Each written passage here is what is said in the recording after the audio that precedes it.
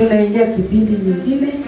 Tuenuke sote kwa heshima tukaweze kukaribisha baba yetu. Karibu baba yetu na vigelegele na makofi mazuri. Haleluya. Shangwe na vigelegele. Haleluya. Haleluya. Haleluya. Shangwe.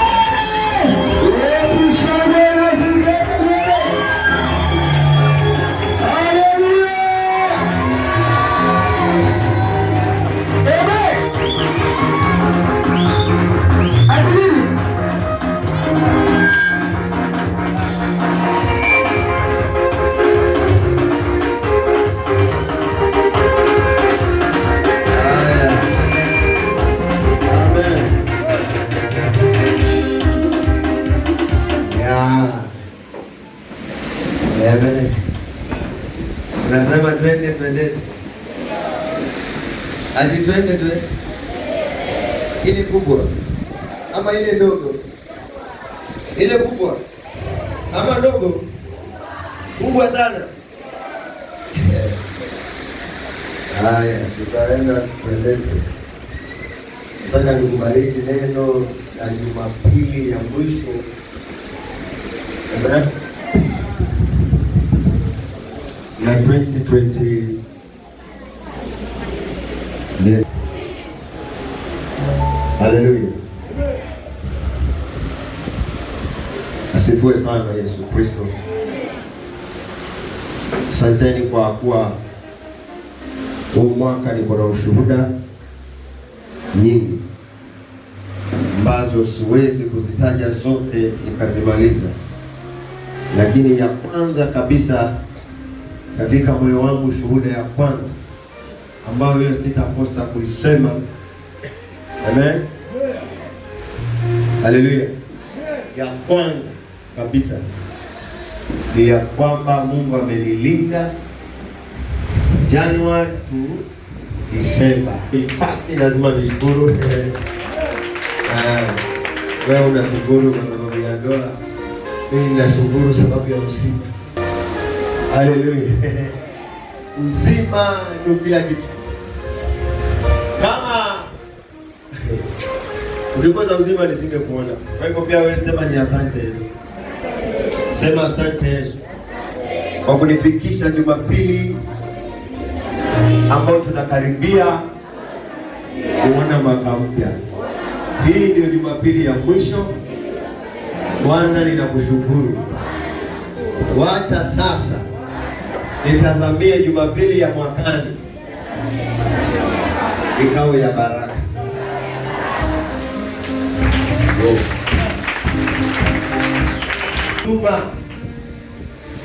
Kwa huduma yetu katika dhehebu letu la Jerusalem Fire Church, the place of the Holy Spirit, kwa kupenya mashinani na kupenya mijini na kufahamika na kujulikana, amen, na kutambulikana sehemu mbalimbali, hata na magavana wa Mombasa pamoja na wakubwa wa serikali. Tukiangalia hapa, kuna vitu vingi vya serikali nilivyo navyo na siwezi kuvitoa vyote. Ya kwanza, hizo zingine mliziweka wapi? Ya kwanza ni mkubwa wa commissioner wa mapolisi wote ya Mombasa na pamoja kaunti ya Likoni.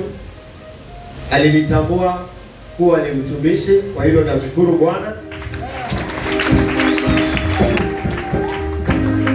Alafu tukirudi katika wabunge wetu wakina Mishimoko katika ile kaunti ambayo tuko nayo katika wachezaji, mimi ndo huwa nachukua pesa ya Mishimoko na iweka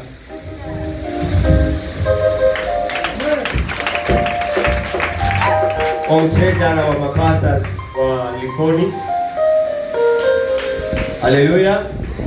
Kuhusiana na kitengo chetu cha michezo. Haleluya. Kwa hivyo Mishimoko akitoa donge ni lazima ifikie kwangu. Haleluya. Asante kwa gavana wetu pia alitupea pake ka cheki. Ukiangalia hapo unaona kuna sign ya gavana za Christmas ya Naivas kwamba natambua Jerusalem. Amen.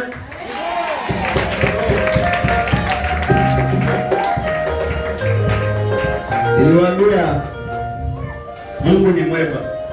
So nashukuru kwa hiyo. Na mambo mengine mengi nimesema sitayataja yote kwa sababu ya wakati. Kingine, asanteni kwa wahuduma wangu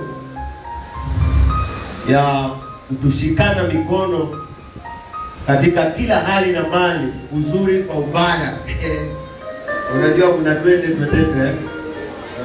uzuri na kwa kasongo vile ilivyokwenda na kwake tumefikisha mahali ambapo fanya ngumi wewe ni namna ya kinoma. Yes.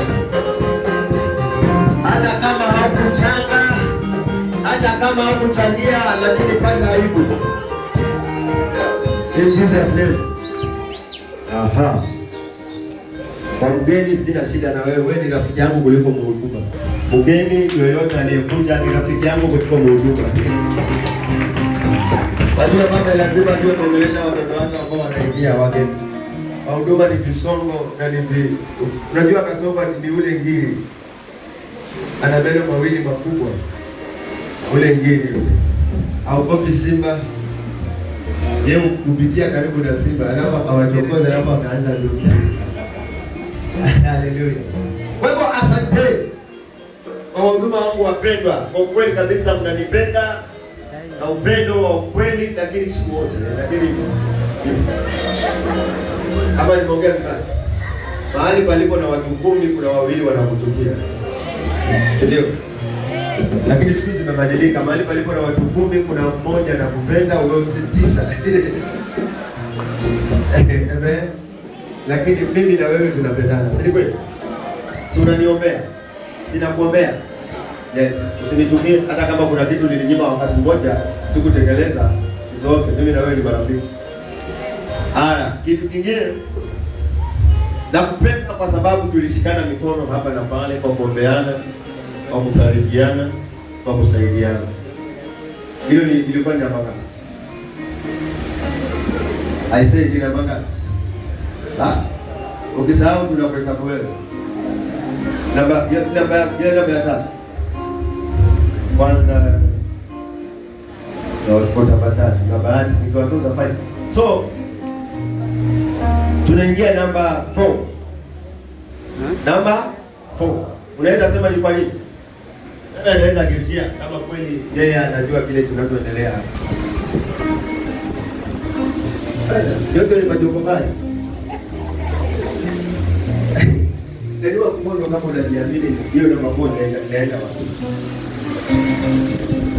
Nani amejui safari ya baba yenu ya kiroho anayetembea wapi? Amejui hata nimefika wapi? Kule kwingine tunakusaidia. Namba 4. Jinsi ya kanisa letu lilivyo kwa ujenzi, na japo tunapaona padogo lakini ni pakubwa, kwa sababu ndipo ambapo Mungu alitubariki napo na tunakutana. Haleluya. So hiyo namba 4 ni kama unavyoona wewe. Kwa hivyo namba 4 inakuongelea wewe. Kama hukusika inakwambia hukusika. Kama unahusika inakwambia asante, ngoja tukutane 2026 nitakubariki. Hata wewe Mataya anasema nitakubariki.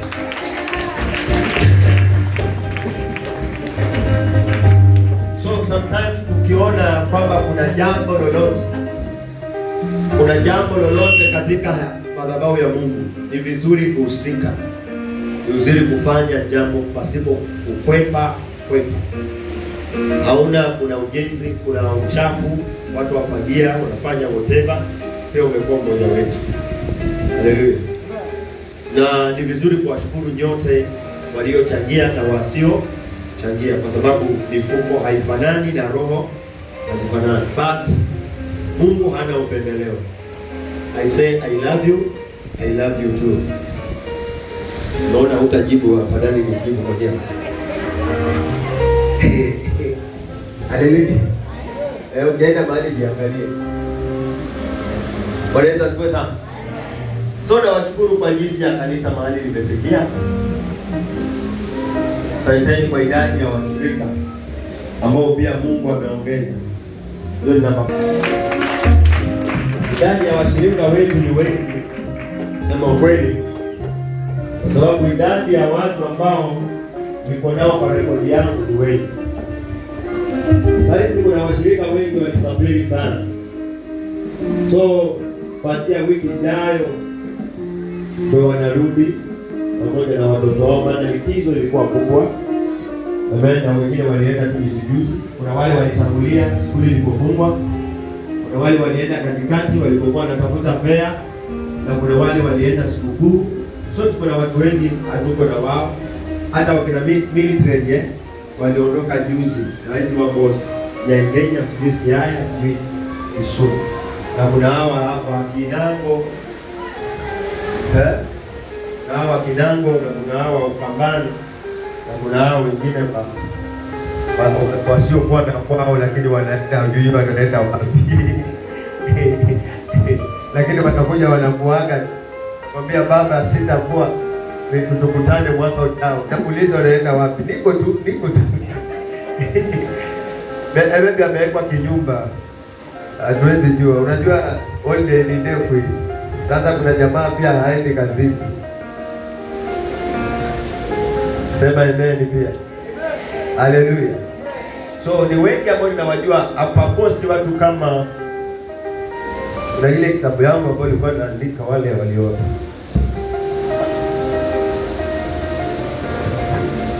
Haya.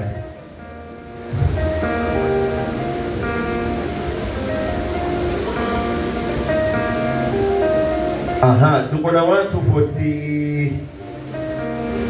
48. Hapo sijahesabu watoto bali wale wakubwa kidogo. Wengine sikuwa nawajua, wengine walinipigia simu. Najua si wote mimi nawajua, huwa nikikutana nao pastor. Bwana Yesu asifiwe. So unaweza kuwa hapa kanisani ukaniona kwa njia na kupita mwanangu, ni kwa sababu macho yangu ninakutana na wewe. Niko na washirika kila aina ya kila mahali. Hata nikienda kule kwa mapastors naalikwa, kuna watu pale wananijua pia, obvious, wakiniona kwa njia wananisalimia. So kuna wengine wananiambia baba, mimi ni mshirika wako na ni mtoto wako. Haya, walioenda Saudia, waliokuwepo hapa, unajua ni wengi, hata wengine umewasahau kwa macho yetu. Kuna yule mtoto wangu alikuwa hivi, unaona? Alafu nikianza kutaja hapa ni wengi. Tuseme hapa walioenda Saudia wakiwa Jerusalem Fire Church ni 32 wakiwa Jerusalem. Wakiwa Jerusalem. Alafu wale waliokuja wapya walioletwa na kina Salome hapa na wengine tuseme tukichanganya wote. Wale walikuja wageni walikuwa wameombewa, safari zilikuwa zimekwama na wakawa washirika baada ya miezi miwili mitatu. Wanafika watu 27 ambao wako kule. Kuna wengine watu tunawasiliana nao katika online kila siku. Imekuwa mtindo kila siku. Na jamaa hapa anatuwakilisha sana katika hiyo group yetu ya hatutaki kuweka watu wenye vitaki, unajua? Kuna watu wana vitaki wanaanza kutumana vitu vingine vya malavu hapo. Ameumizwa na mapenzi yake. Sasa unataka unatuwekea nyimbo za machiko ndo tuende. Unajua ushamba wa mapenzi ni mwingi sana.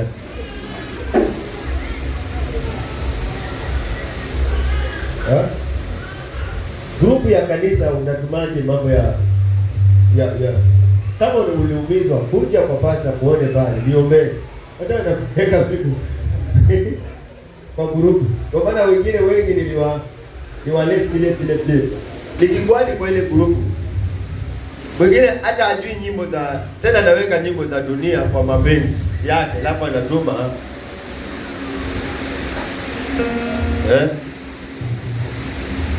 Sasa anasema ati aliumizwa, sasa anasema wacha ibaki story. Sasa wewe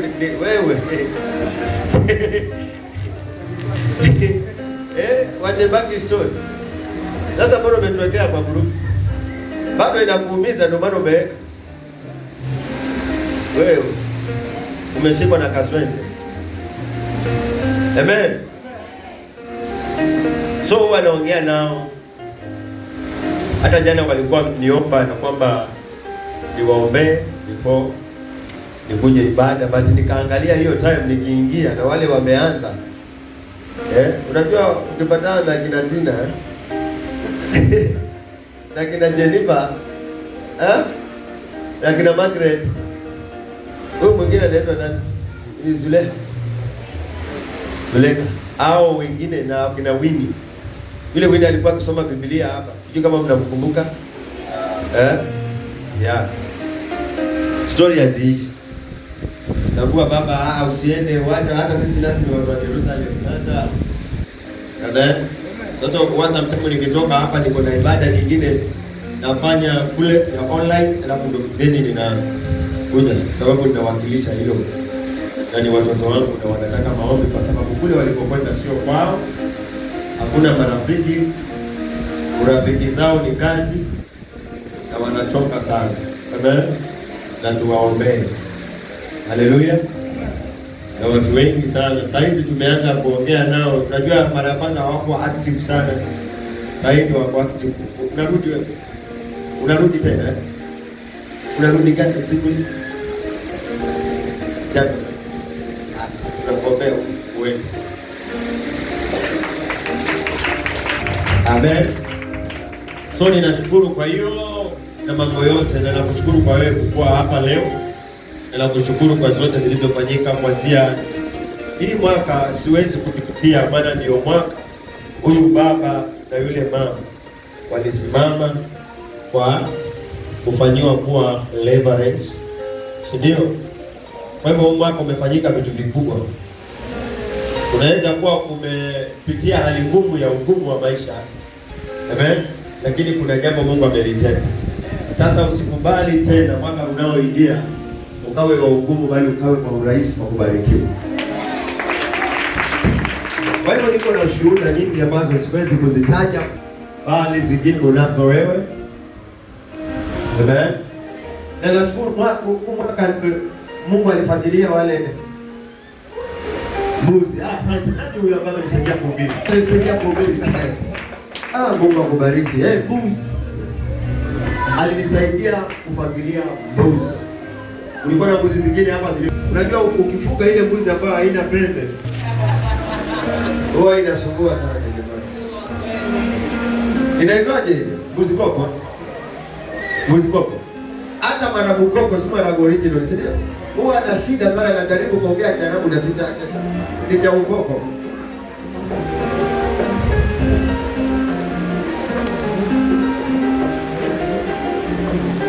Unaona waliosoma sana huwa wana shida, ni kimya. Lakini aliyemaliza class 8, aliyemaliza form 4 na akaacha karatasi zake kwa mwalimu hajalipia, hapo na shida. Hata kulipa aliyemaliza university utaona ametulia.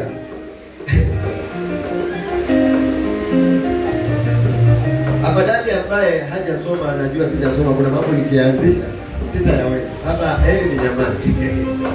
Lakini kidogo yule ana shida.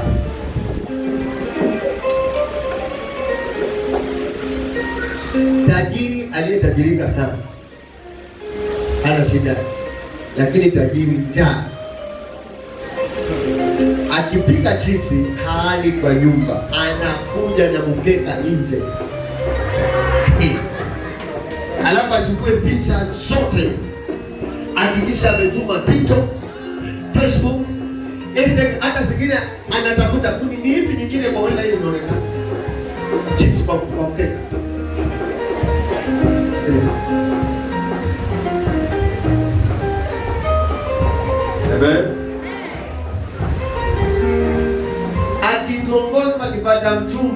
kila mahali. Mungu wangu nilindie, huyo nilindie. Alafu anaposabuliwa huyo ametoroka.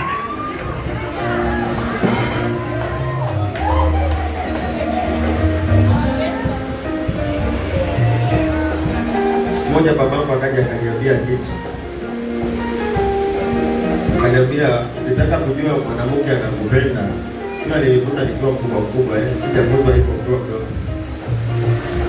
Wakati unakosana naye, mwambie nipatie, yaani taja pesa unayotaka. Kama anakupenda, anakupenda kweli. Unajua mwanamke kama hataki kupoteza mtu, atafanya juu chini ili penzi lake lisipotee. Lakini unasema mapenzi gani yanaendeshwa na pesa? Akili yake haina akili. Si hata wewe umeona hiyo. Kwa sababu haujui kupenda. Unasema kipendacho mtu lazima ule nyama mbichi. Kama mtu anaweza kula nyama mbichi. Ama unasemaje Monica, hii kula nyama mbichi ni vipi? Sisi Mswahili sana. Unajua wewe kidogo unakaa Mswahili. Kipendacho roho una nyama mbichi. Unaweza kula nyama mbichi kwa sababu ya mapenzi. Kwa hivyo uko tayari kufanya lolote. Naye mwanaume akiwa anakupenda yuko tayari kufa kwa ajili yako. Yuko tayari kuhangaika kwa ajili yako. Kwani nyinyi wanaume mnaotoka jasho, si mnachofikia familia? Mwambie leo sina pesa. Nunua mboga. Atahakikisha amejia kwa mifuko bwana. Mpaka kutana na kijembe akate ndio atulie. Amina. Amen. So Mungu awabariki sana watoto wangu, na wapenda.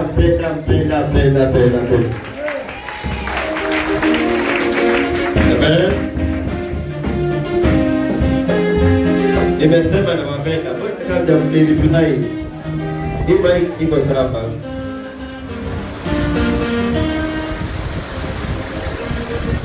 Akuja nireply vizuri. Na nitawapenda siku zote za maisha yangu.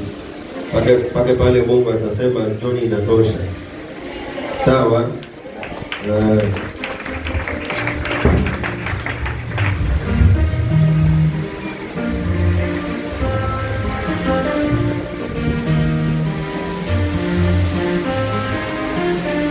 Amen.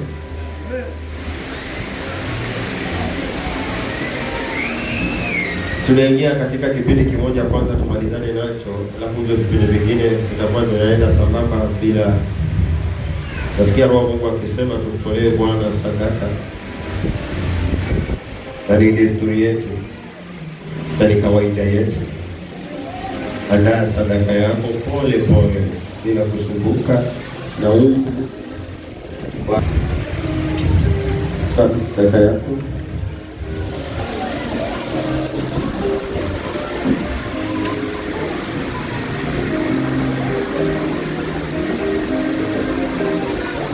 na msomaji. Kabla hao watu wanapojitayarisha kuja Hagai,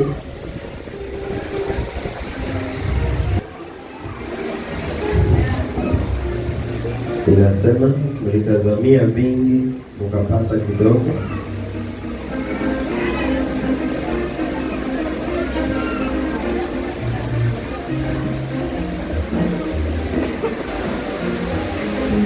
Yeah.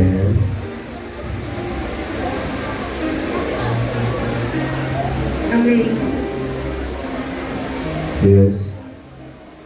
Kitabu cha Hagai 1 kuanzia mstari wa 9 inasema, mlitazamia vingi, kumbe vikatokea vichache. Unajua neno hili linapotoka unafaa ulisikilize vizuri sana. Amina. Kuna wakati unaweza tasabia kitu kingi. Kuna siku nishawahi hubiri hapa. Kuna mahali Biblia inasema kila apandacho mtu ndicho anachovuna, si ndio? Alafu wewe umepanda kilicho kidogo. Unalielewa? Mbona sioni kama kuna utulivu? Watoto pole pole. Hindi moja lina tembe nyingi, lakini ukilikata mara mbili na yule mwingine hajakata mara mbili, yule atakayeenda kupanda kile kipande na yule atakayepanda lile hindi zima ni tofauti. Haleluya, amen. Ni tofauti na aliyepanda aliyekabili. Kuna mahali Biblia inasema leteni zaka kamili, si sawa? Ndio. Leteni zaka zenu kamili. Wewe kuna msimu mmoja, na hii sitaacha kukueleza. Unapopata fedha, ikifika wakati wa kumtolea Bwana fungu la 10, unaliona nyingi. Amen. Unaona nyingi sana mpaka unasema wacha nipunguze. Unaona? Sasa ndio mama, tunapopunguza utapata nawe, wakati unapanda kile kitu utapata kulingana na kile ulichopunguza. Yule aliyepanda aliyekamili atapata wingi wa ukamili wake. Sijui kama naeleweka hapa. Hawezi kuniambia anayepanda mbegu 2 atafanana na anayepanda mbegu 1. Zote zikimea, hiyo mahindi ni mawili, si ndio? Na kila hindi linaweza bandika mwingine, na wewe umepanda moja. Haleluya, amen. Tena lile moja ambalo umelipanda kwa chuki, ni difference sana. Haleluya, amen. Ni tofauti sana.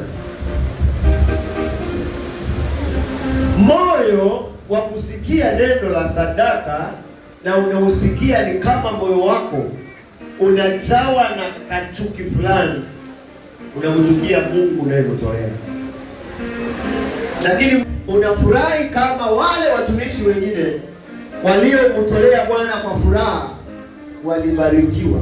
Amen. Shetani ni mbaya. Shetani akitaka unaofaisha mtu wake anamwambia toa kafara. Ndio? Haleluya. Amen.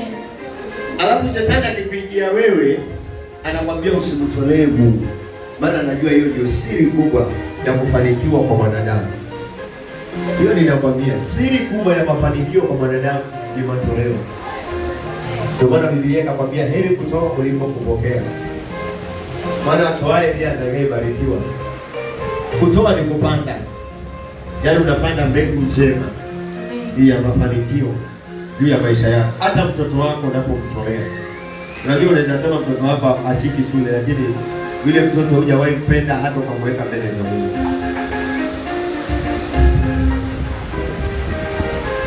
Bali vile umepewa basi ni hivyo. Biblia inasema mjue kutunza watoto wenu katika njia za Mungu. Amen. So lazima ujue maana ya kumtolea Mungu dhabihu zake. Biblia tukisoma kulingana na matoleo, Biblia inasema kuna matoleo ya amani. Yaani tu unaweza toa kwa sababu kwa ndoa yako unadai amani, kwa mahusiano yako unadai amani. Kuna sadaka za amani. Nikianza kuwasomea hapa, haleluya. Amen.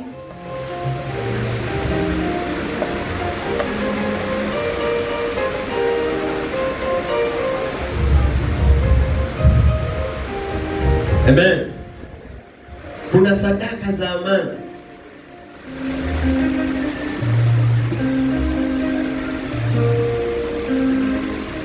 Sadaka tu peke yake za amani. Yaani kwa sababu mtu anayetafuta amani anamtolea nani? Bwana.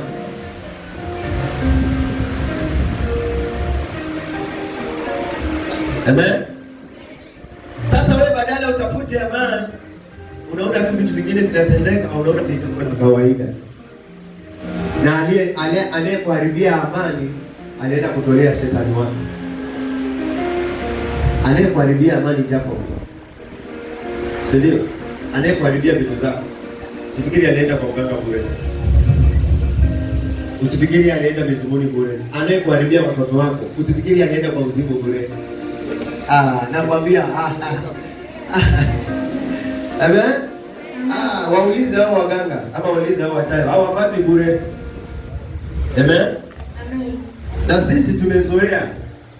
Kuna mahali Biblia inasema tulikombolewa bure, tunapata bure, lakini kuna sheria za kuzifuata hiyo bure. Lakini kumtolea sadaka Mungu ama kutoa sadaka kwa Mungu, yani hiyo ni sheria. Na haiondoki na hakuna mtu ataiondoa. Wewe iondoe kwa roho yako chafu, lakini wako wengine wanatimiza.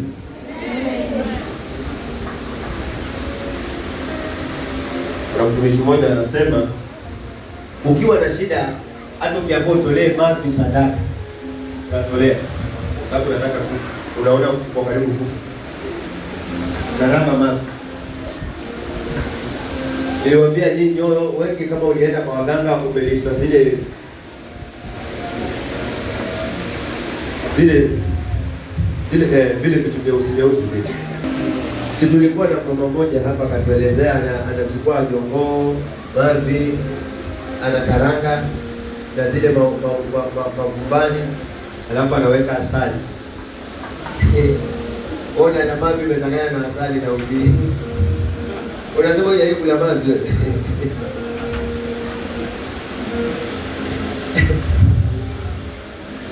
Amen.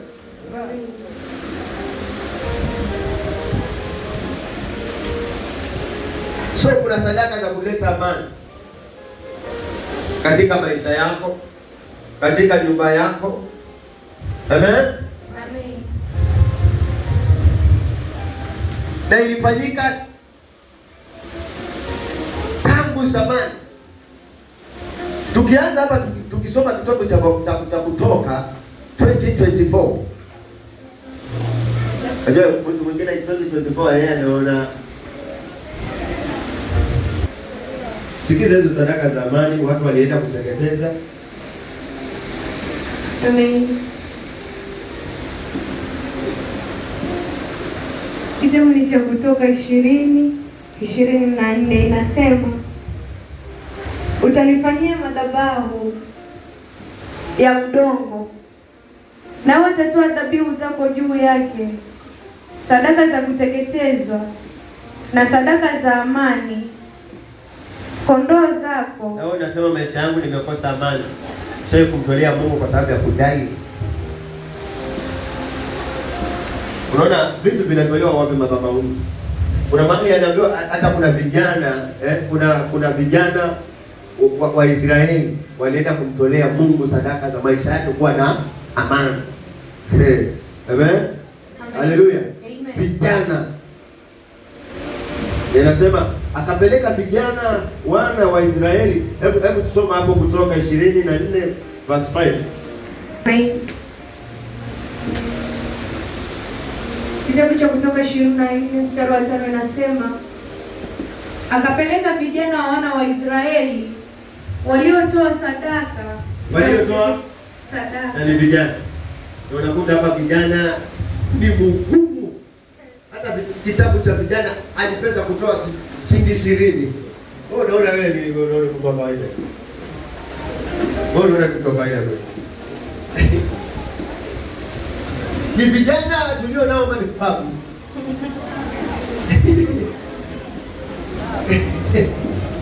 Haleluya. Amen.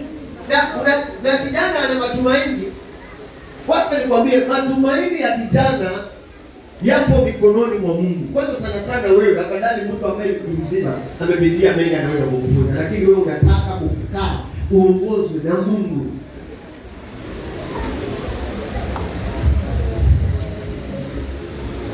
Akishomi neno tunatembea tu na kujuana. Niliwaambia kitu kimoja mkae kujua watoto wangu. Niliwaambia hivi na jana niliwafundisha nikasema maombi amen yatakufanya kuwa na kinga kama amri ya Mungu unaitii, na unapoomba yanaenda sawa sawa na unavyotii amri ya Mungu. Kuombewa sio shida, lakini maombi haya yanaenda wapi? Nikasema hivi, Sauli alikuwa anaombewa na nani? Sauli alikuwa anaombewa na nani? Maombi alikuwa anaenda kwa Sauli. Maombi alikuwa anaenda kwa Sauli. Kwa sababu gani? Ya matendo yake. Na Samueli alikuwa anaongea na Mungu. Samueli anafunga.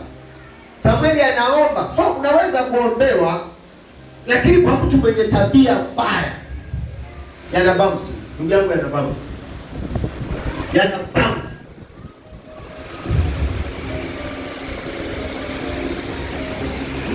Sasa Samueli, imagine Samueli, mtu amekulia church, anaitwa na Mungu, anaona anaitwa na yeye. Samueli alimfanya Daudi kuwa mfalme.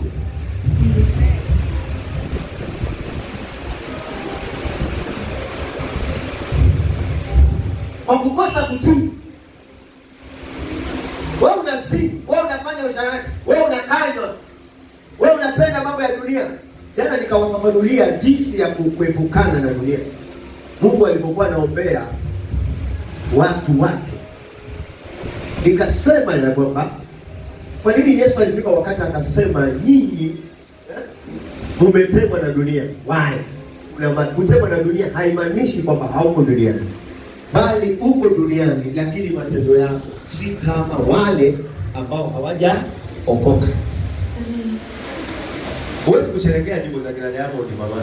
Kusherehekea nyimbo za kina Udai. Haujatengwa na dunia. Sisi nyimbo zetu ni hizi. Yawe.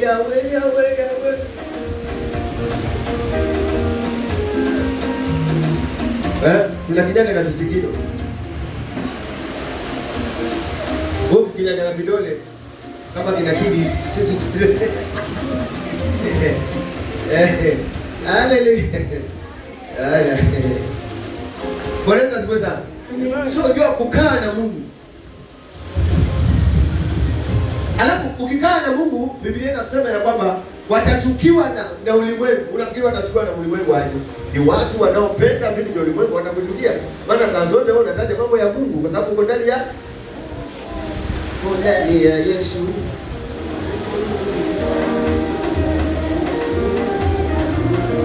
Sasa ukitaka neema ifike, ukitaka baraka zifike, fuata kile Yesu. Unaona Yesu ndo aliombea watu. Tuliombea jamani. Tuliombea. Unaona maombi ya Yesu kuombea watu wake waliomsikiliza. Yapo katika kitabu cha Yohana 17 ya kuanzia hapo, ukianzia 5 utasikia maombi. Angalia wale walioombewa. Ni sawa, kwani mimi nataka dunani. Ila generator sasa shinde kwa wapi? Hata wakichukua moto wao, sisi tumejipanga. Yesu alitupanga. Yesu alifanya nini? Alitupanga 2025. 2026 anaendelea kutupanga zaidi.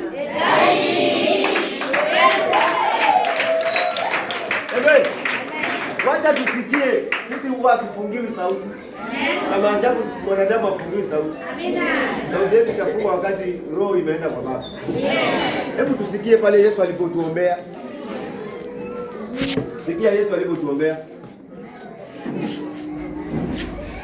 Amen. Kitabu ni cha Yohana Mtakatifu 17 kuanzia 5 inasema, na sasa Baba, endelea pole. Na sasa Baba, maombi hayo hayataki haraka. Unitukuze mimi pamoja nawe. Kwa utukufu ule uliokuwa nao pamoja nawe kabla ulimwengu kuwako. Haya, endelea. Jina lako limewadhihirishia watu. Jina lako limewadhihirishia watu. Alafu wale ulionipa katika ulimwengu. Wale ulionipatia katika ulimwengu. Unafikiri wote wanamwabudu Mungu? Ni wewe ndio ulipeana kwa Yesu. Na wewe nao ulipeana kwa. Endelea. Ni maombi juu ya Yesu anaombea wale walio wake. Kwa hivyo kama wewe si wa Yesu sio yako. Walikuwa wako, ukanipa mimi. Ndio. Na neno lako wamelishika. Umeshika wewe. Umeshika. Hai, twende. Na sasa wamejua ya kuwa yote ulionipa yatoka kwako. Alafu maneno ulionipa nimewapa wao. Alafu nao wakayapokea, wakajua hakika ya kuwa nalitoka kwako. Alafu wakasadiki ya kwamba wewe ndiyo uliyenituma. Alafu mimi nawaombea hao. Sikiza. Sasa hapo kuna watu sasa unajua sisi tunatumiwa na Roho Mtakatifu. Na mtu hapa leo tunatumiwa na Roho ambaye ni Yesu mwenyewe. Kwa hivyo ninapokuombea kama haupo nakulia hivi. Unapoombewa kama haupo, wajua kuwepo ni kukubali Yesu ni Bwana na Mwokozi wa maisha yangu. Sawa? Amen. Wajua usidanganyike na mapasta wanaotafuta pesa kwenu. Ukweli wa Mungu ndio huu ambao Yesu anaambia wale watakao mkubali. Amen. Amen. Sasa wewe kamwambie mchana. Mchana sisi tunamwombea afe. Hata maandiko yaliweka sahihi, msiwache mchawi akaishi. Yaani ateseke mpaka kubali kuokoka ama aende. Sawa? Endelea. Mimi hao. Naombea hao. Siuombee ulimwengu. Wasikia? Tukolewe kwa ombe. Mchawi aombe.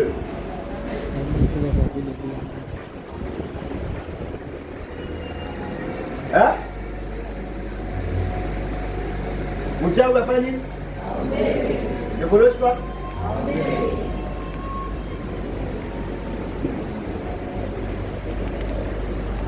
Watu waliokubaliana mambo ya ulimwengu utamwombea ni nini anashika? Anasema ukimwombea mtu kama yule anafananishwa na nguruwe aliyeoshwa alafu anajirusha kwa matope. Mama, angalia mfano mzuri. Mtoto wako umemwogesha kama anakimbilia matope, atakimbia mbio. Sasa hiyo ni usiku amemwogesha anataka kulala. Amen. Maliza. Mimi nawaombea hao. Mimi nawaombea hao. Siwaombee ulimwengu. Siwaombee ulimwengu. Bali hao ulionipa. Bali wale ulionipatia wakakubali. Kwa kuwa hao ni wako. Kwa kuwa hao ni wako. Na wote walio wangu. Na wote walio wangu. Ni wako. Ni wako. Na walio wako. Na walio wako. Ni wangu. Ni wangu. Nami nimetukuzwa ndani yao. Nimetukuzwa ndani yao. Ndio maana tunamtukuza. Amen. Amen.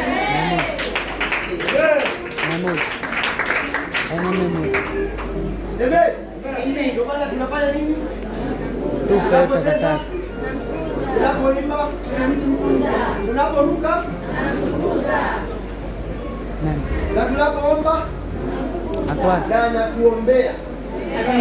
Sawa? Ukijua kwanza hawezi kuomba, niomba. Amen. Haleluya. Amen. Haya, maliza. Amen. Ndio, hili ni Jumapili ya baraka. Unaona kambua hapa. Alafu wewe ulikuwa kuja kanisani. Nakwambia ulikuwa na kafeko. Ni vile tumeanza kuomba hapa asubuhi. Ulikuwa usije. Amen. Amen. Haleluya. Amen. Kuna wale wengine wainuke wakuje kwa hizi viti, kupisha watoto. Hao wakubwa wakubwa wainukeni.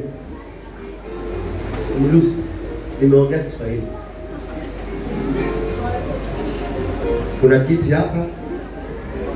Kuna kiti hapa. Kuna kamvua kule. Hatuwezi kuacha watoto wakanyeshewa. Sasa ungefanyaje wajua? Ungechukua mabenchi kuondoa hizo viti hapa. Chukua mabenchi ondoa hizo viti. Chukua hizo viti ondoa hiyo uweke mabenchi watoto wakae vizuri. Hiyo lenye yote hiyo lenye yote kuanzia hapa. Uweke mabenchi kuanzia hapa. Uweke mabenchi ndio mtakaa vizuri.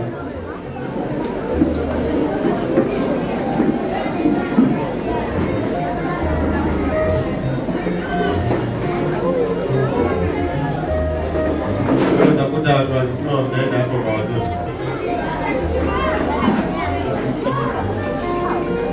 Huenda kuna kiti hapa, kuna kiti pale.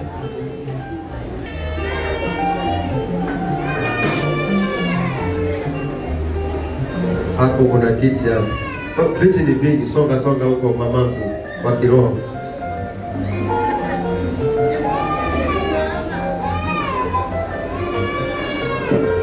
Watoto wasilizwe, hawana makosa. Toa hiyo viti hapo, weka hapo juu. Yerusalemu kesho. Kati sisi tunaisha hapo nguvu. Hawa ndio watakuwa wanachapa injili. Hizo sifa mnazozicheza hao ndio watakuwa wanatandika sifa si mchezo. Wewe jione umekuwa alafu udarau hapa na haukupita hapa. Wadarau huko nyumbani lakini wakifika huko ni wangu.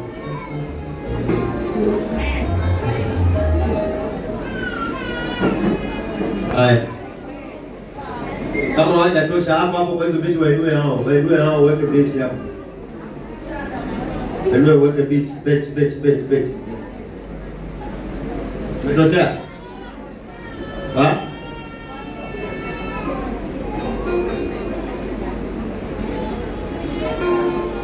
Watoto, uko sawa? Kabisa. Babu sifinyane. Kama mjadosha tuwaekee vitu nyingine.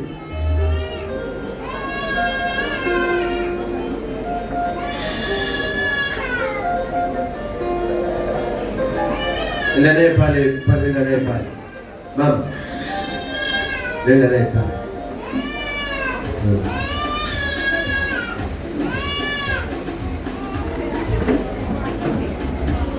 Nyinyi walimu ndio kukae hapo, si walimu ndio kukae hapo kwa hizo viti. Ukiona mwingine anagota mwenzake,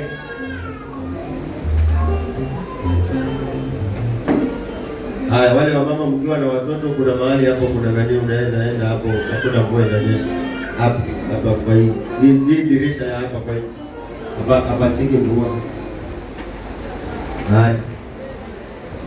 So tumesikia vile Mungu ameongea juu yetu kwamba anatuombea sisi tunao kufuata au kuendea. Amen. Maliza hapo Yesu anapoongea, alafu ndo tutolee Bwana, ndio ujue wakati unamtolewa hata sadaka yako Mungu anaiombea. Amen. Sasa sijui kama anaiombea iko kamili ama ataiombea ikiwa nusu. Na Yesu hawezi kudanganya. Wala mimi simo tena ulimwenguni. Ndio. Lakini hawa wamo ulimwenguni. Ndio. Nami naja kwako. Unaweza weka kiti hapa, bado njia ni kubwa sana hapa. Unaweza kuweka viti hapa. Njia bado ni kubwa. Bega chukua viti huko. Weka hapa. Nikiongea wewe nao uko hapo. Hii njia ni kubwa sana. Wala mimi simo tena ulimwenguni, lakini hawa wamo ulimwenguni. Sasa kwa sababu Baba alikuwa anatuombea maombi mazuri ya ulinzi. Haleluya. Amen. Na utakuta mtu dunia inampeleka. Unajua mimi nachukia wanawake ambao unajua ongeza kope wakati wa harusi, usiongeze kope wakati nini? Utaonekana malaya. Ongeza kope wakati wa harusi. Unaongezea mume wako, wewe tayari ushapata. Alafu kuna wakati mwingine ukiwa mwanamke wewe unafunza kabisa hii. Na unisamehe. Ukiwa mwanamke umefika age ya kuolewa lakini unatangatanga huku na kule. Hauna mtarajiwa. Utarambwa. Lakini ukikaa na mmoja ambaye ni mtarajiwa utamheshimu. Lakini ukingoja watakukisi na watakukula.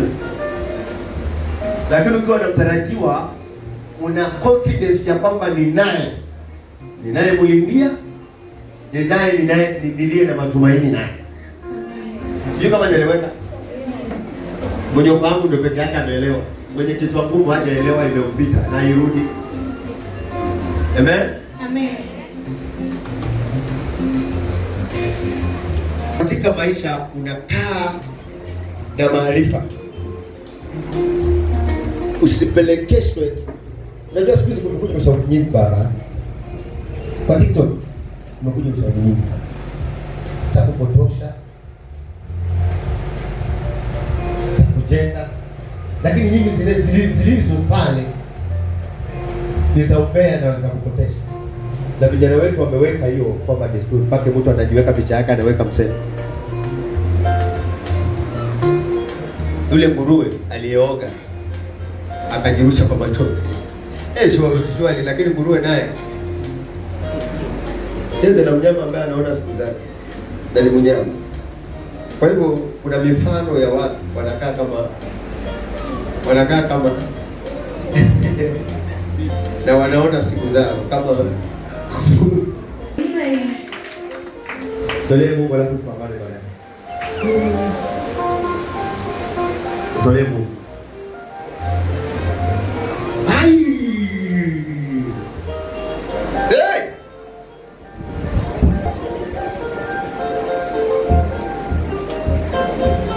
Tolee Mungu alafu nikuombee.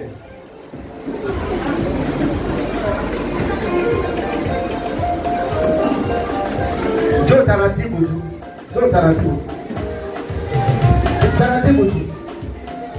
Toa zaka yako vizuri. Ya amani, ya mafanikio, ya baraka.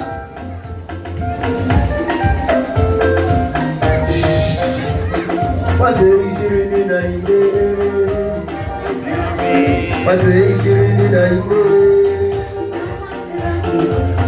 24 hiyo punguza kidogo.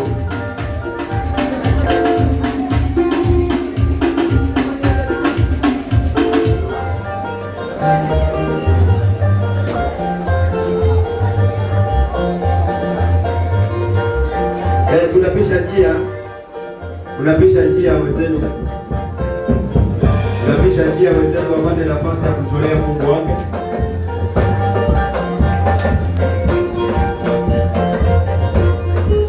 Pisha njia, naona hapo umeshikamana. Emmanuel, welcome.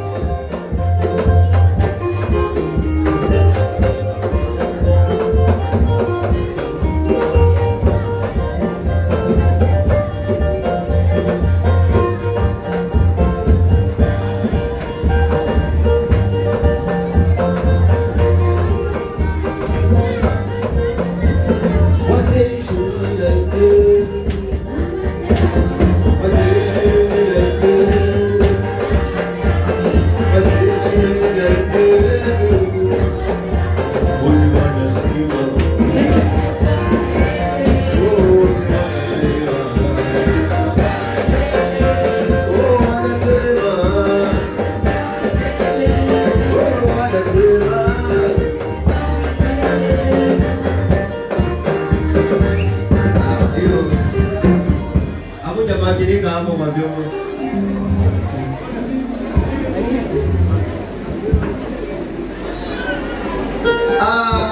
Thank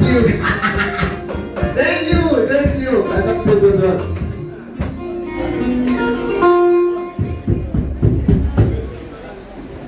Haya. Amen. Bwana Mungu akubariki. Nimepewa gift ya tulivu hivyo. Mungu akatende. Hakuna mtu ameachwa nje. Sote tumtolea Mungu Amen. Sasa wacha tuingie kwa neno kwa dakika kidogo sana. Nimesema niko na neno la kuvuka mwaka kwa Sunday ya mwisho. Ni sawa? Yes. Twende kitabu cha Zakaria.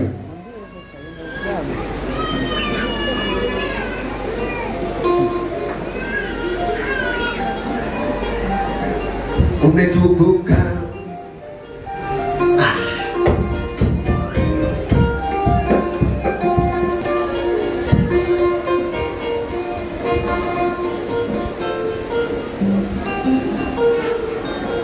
Wajua mkipiga vizuri nitaimba vizuri.